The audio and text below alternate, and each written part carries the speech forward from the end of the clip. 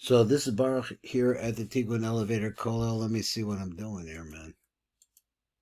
Ah, there we go.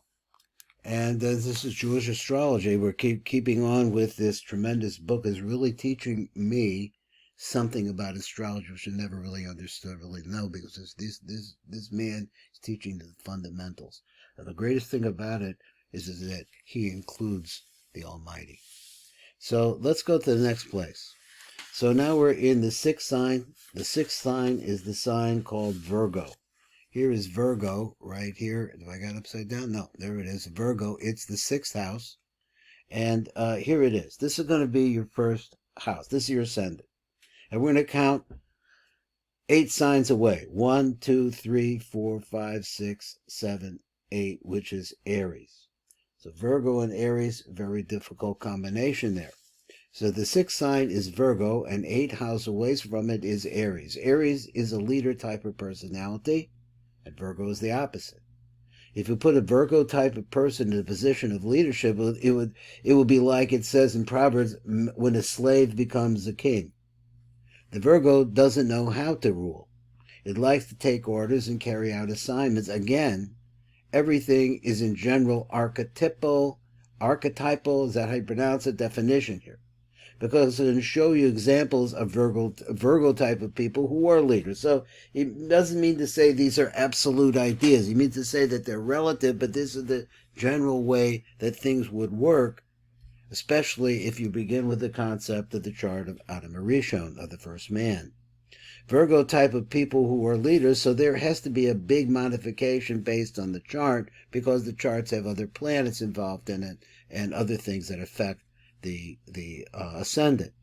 In a special way, 8 signs going clockwise, backwards from Virgo, would lead you to Aquarius. So let's just count it out so we can see how it goes. Here's Virgo. 1, 2, 3, 4, 5, 6, 7, 8. Well, that's the house called Aquarius, which is the 11th house in the chart of Adam Arishon. So he says Aquarius is a sign of friendship. Well, Virgo is a sign of being a slave or a servant. Such people usually don't have time for friendship. They're always working. They always work for their master, and they have no time for their own visions. The Aquarius always works towards the goal of changing the world, in a big way, on the macro level. The Virgo, on the other hand, is a very much microtype-oriented person. A Virgo person works on a micro level only for his master, for one person. So it's difficult for Virgo to find himself in a situation where he has to be friendly to many, many people. Once again, it's not absolute. The next sign is the sign of Libra. And as we have mentioned, its opposite sign is Taurus. So Taurus is a sign of business, and the Libra person doesn't feel comfortable in doing business. Now let's talk Libra. Here's Libra over here, which is normally the 7th house. Libra counting 1, 2, 3, 4, 5, 6, 7, 8 brings you to Taurus. So that's what he's saying. So he says, and he doesn't feel comfortable in doing business because Taurus is the house of business. Libra wants everybody to be happy, a society where everything functions properly, and doesn't feel comfortable in a win-lose situation. Going backwards, the Libra dies on the 6th house, which is the house of Pisces. So what's the problem that way? So let's count 1, 2, 3, 4, 5, 6, 7, 8. Oh, there we are in the 12th house now, the house of Pisces. So here he is in Pisces. What's the problem here? Which is the house of Pisces, the least social of all signs, which is off in a world of fantasy. Pisces is more connected in its own fantasies than being part of society. The 8th house is the house of so that's where we stop. So here's Libra, big social type, wants to be involved. Well, let's say that is involved in Pisces. What happens if Pisces doesn't want to go out? Pisces doesn't need that. Doesn't need people. The 8th house is the house of Scorpio. So let's bring Scorpio up on our little thingy here. Here is Scorpio. Scorpio, we're going to count 8 houses. 1, 2, 3, 4, 5, 6, 7, 8, which is Gemini. Now remember that Gemini, 8 houses also will bring you to Scorpio. So the 8th house is the house of Scorpio, which dies at the house of Gemini, the sign of superficial and non-emotional level. And going backwards, the Scorpio dies at the 6th house of Aries because the Scorpio doesn't like to go on the offensive. The Scorpio is a defensive type with all kinds of snares and traps for Aries. In the meantime, doesn't want to get poked around by Aries, the sign of patiently waiting for the attack and then striking. Moving on, he's moving pretty quickly now, and let's try to stay with him. The 9th house is Sagittarius. Here's Sagittarius. So hubby's doing this. Here's Sagittarius on the cusp.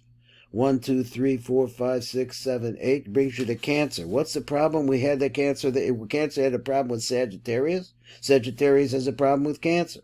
So the 9th house is which dies in the house of Cancer. Sagittarius is the one who likes to travel and explore in the physical sense or in the spiritual sense and go to the upper worlds. One man once told me, my generation is like the first generation of those who study Torah at home.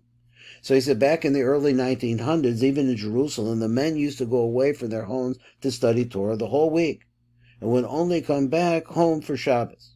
Because once you come home, it takes you away from the upper worlds. Tell me about it. So you have the kids crying, the wife telling you about all their problems, and then you start to lose everything you've studied. In a more spiritual way, let's take Sagittarius. Come on over here, Sagittarius. Here it is. And let's count clockwise. 1, 2, 3, 4, 5, 6, 7, 8. You get back over to Taurus.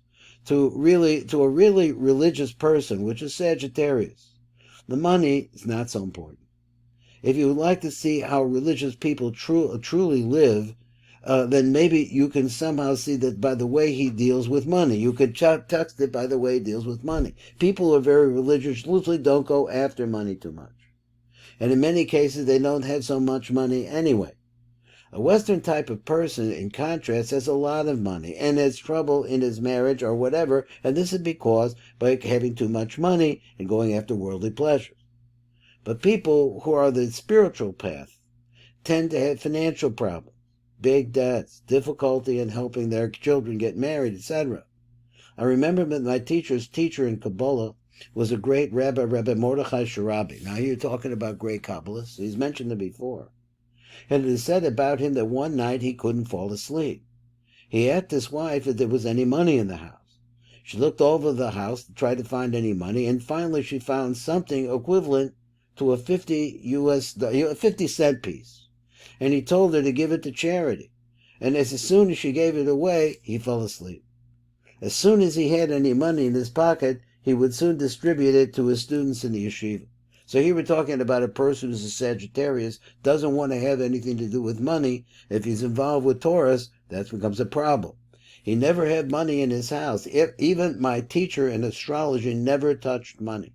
He wasn't very religious, but according to his level, he tried not to touch money. He held that it wasn't for him. I never saw him touching money anyway. The real path of holiness is a turn away from the money. So you go counterclockwise from the 9th house. Let's do this. Turning away. Let's take the 9th house, which is the house of Sagittarius. Let's go clockwise. 1, 2, 3, 4, 5, 6, 7, 8. That's Taurus. But we mentioned that before. As soon as you get into money, it will take you away from the spiritual world. Now let's go to the next sign. The next sign is Capricorn. Capricorn, count 8 houses. 1, 2, 3, 4, 5, 6, 7, 8 brings you to Leo. What's the problem with Capricorn and Leo? The next sign is Capricorn. 8 houses forward is Leo. And as we said before, the Capricorn is a sign of working and not playing, being very serious without knowing how to enjoy life. Leo, on the other hand, is the sign of pleasure. If you put a Capricorn type of person in a wedding, he wouldn't know what to do there. He finds it difficult to dance and sing, and would just want to wait to go home. And in the spiritual way, going backwards, the Capricorn dies in the house of Gemini. So let's try that one here. Where's Capricorn? Here's Capricorn on the cusp. So let's go this way. 1, 2, 3, 4, 5, 6, 7, 8. Oh, that's Gemini again. So here comes a Gemini. So let's see, Gemini, put him over here. So he says, this is because Capricorn is a sign of learning from experience, while Gemini is a sign of learning things theoretically. In other words, not concrete. It's an air sign versus an earth sign. This is because Capricorn is a sign of learning from experience. That what he said, experience and practice is for the Capricorn type of person, not theory. The next sign, and we're getting close to the end of the signs, is Aquarius. So let's see what he says over here with Aquarius. Aquarius here is, let's count 8, excuse me. Aquarius would be 1, 2, 3, 4, 5, 6, 7, 8. Back to Virgo again. So we had Virgo, and we said its problem was Aquarius. Now we got Aquarius, a problem with Virgo. The next sign is Aquarius, which dies in Virgo. Aquarius is the most freedom-oriented sign. It likes friendship and being with friends all the time, loving freedom. And Virgo is the house of servitude, going backwards. The Aquarius dies in the house of Cancer, which represents the home. So Sagittarius women and Aquarius women don't like being too much in their homes. Sagittarius and Aquarius die in the house of Cancer, one in a physical way and one in a spiritual way. So going to the last house is Pisces. Now, what's the problem with Pisces? So let's start with Pisces and let's do our counting. Pisces is 1, 2, 3, 4, 5, 6, 7, 8 is in Libra. Pisces dies in Libra. Just as we said previously that Libra dies in Pisces, Pisces dies in Libra. And Libra is the most extrovert. So the last house of Pisces dies. So he says, Pisces, which is in a worldly way, dies in the house of Libra. So that's the worldly way. He means to say that if we count counterclockwise. Pisces is super emotional, very sensitive, easily hurt, and the most introverted of the signs. Now, Libra, on the other hand, is the most extroverted and social of the signs. And in a spiritual way, Pisces dies in the house of Leo. So first of all, let's go back over in Libra. So we said like this, Pisces, and over here we have Libra. Pisces does not work well his emotionality with Libra, who tries to maintain balance, make everything nice and easy and light going and getting along with everybody. Counting the other way, that we see that Pisces goes 1, 2, 3, 4, 5, 6, 7, 8 is over here in Leo. So because I have some relatives, and he made a comment about this, Rabbi Yaakov, to me, about one of my grandchildren is a Leo rising with his ruling planet, which is the sun in Pisces, and that's his combination here between Leo and Pisces. And Leo, so he says Pisces dies in the house of Leo when it has to build up its own ego, because Pisces wants to be ego-less. It wants to have just blend into the spiritual world. And has to worry about itself, so therefore that's Pisces. The Pisces type of person likes to lose its identity in order to merge with the others and get into higher places, spiritual places, where of course Leo is all about Leo. My point in going through this exercise was to show you what you could learn just by looking at the cusp of houses. Now, he went through a whole bunch in the previous chapter about number 10, about 10 houses away, or 8 houses away. Now that's where we're going now, going either direction. We're coming right to the end of this now, I think. So he said forward or backwards, material or spiritual. The most important part of esoteric astrology is how people can improve themselves and their mazel in the areas where they are weak. So he says, like all of us have within our birth charts, conflicts. Those places just like the thing he talks about now. So in order to be able to manifest your Leo and your ruling planet, that is the sun, is in Pisces, you have to work on that, just like everything else.